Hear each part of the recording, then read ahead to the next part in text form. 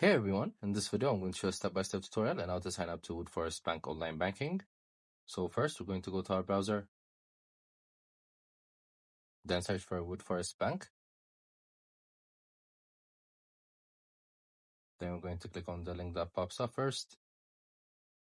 As you can see, this is their official website. So next we're going to click on savings, then click on view all saving accounts.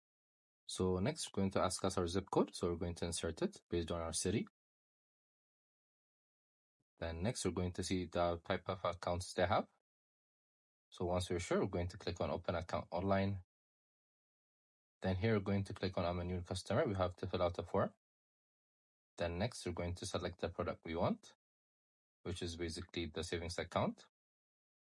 Then click on continue. Then this is about personal details. So we're going to write our name, our mobile phone number, our email address. Then click on continue. Then next they're going to ask us about futures. Then we're going to sign up the disclosures. Then we're going to deposit the money. So after that, they're going to open an account for us. So this is how we do it. I hope you guys like this video. Subscribe for more, like for more, share for more. I hope to see you again. Goodbye.